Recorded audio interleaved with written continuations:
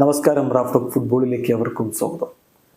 South American world cup ക്വാളിഫയറിൽ ഇക്വഡോറിനെ നേരിടാൻ വേണ്ടി ഒരുങ്ങുന്ന ബ്രസീൽ ടീമിന്റെ ക്യാമ്പിൽ ചാരപ്രവർത്തനത്തിന് ശ്രമിച്ചു എന്ന സംശയത്തിൽ 3 പേരെ ഇപ്പോൾ അറസ്റ്റ് ചെയ്തിരിക്കുന്നു. ഇക്കാര്യം ബ്രസീലിയൻ പോലീസിനെ ഉദ്ധരിച്ചുകൊണ്ട് ഗ്ലോബോ സ്ഥിരീകരിച്ച് റിപ്പോർട്ട് ചെയ്തു.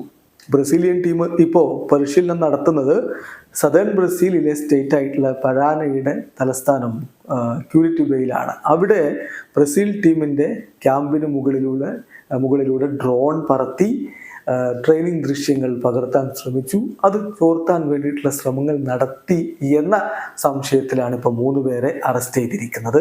നമ്മൾ ഗ്ലോബോയുടെ റിപ്പോർട്ടിലേക്ക് പോവുകയാണ്. മിലിറ്ററി പോലീസ്, പരാനയിലെ മിലിറ്ററി പോലീസ് 3 പേരെ കണ്ടെത്തി അവരെ ഇപ്പോൾ അറസ്റ്റ് ചെയ്തിട്ടുണ്ട്. ഇതിൽ സംഭവ വികാസങ്ങൾ ഇങ്ങനെയാണ്.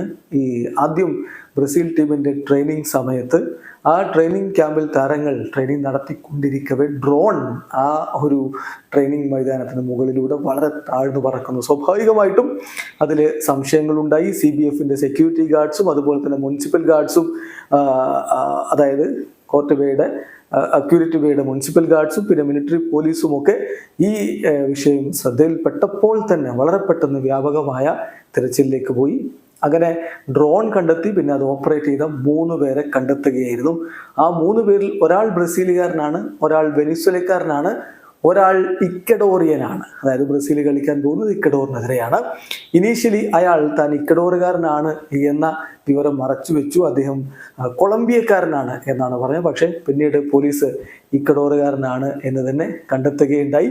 സോ ഇവിടെ ഒരു സ്പൈ വർക്കിനുള്ള ശ്രമമായിരുന്നു എന്ന് പോലീസ് സംശയിക്കുകയും 3 പേരെയും പോലീസ് സ്റ്റേഷനിലേക്ക് കൊണ്ടുപോവുകയും ചെയ്തിരിക്കുന്നു, അറസ്റ്റ് രേഖപ്പെടുത്തിയിരിക്കുന്നു എന്നാണ് ഇപ്പോൾ ബ്രസീലിയൻ മാധ്യമം ഗ്ലോബോ റിപ്പോർട്ട് ചെയ്തത്. ഏതായാലും സൗത്ത് അമേരിക്കൻ വേൾഡ് കപ്പ് ക്വാളിഫയറിൽ ബ്രസീലും ഇക്വഡോറും തമ്മിലുള്ള മത്സരം വെള്ളിയാഴ്ചയാണ്. നമുക്ക് ഇന്ത്യൻ സമയം പറയുമ്പോൾ ശനിയാഴ്ച രാവിലെ 6:30 ഈ ഒരു മത്സരം നടക്കുന്നത്. ബ്രസീലിനെ സംബന്ധിച്ചിടത്തോളം വിജയം അനിവാര്യമായ ഒരു പോരാട്ടമാണ്.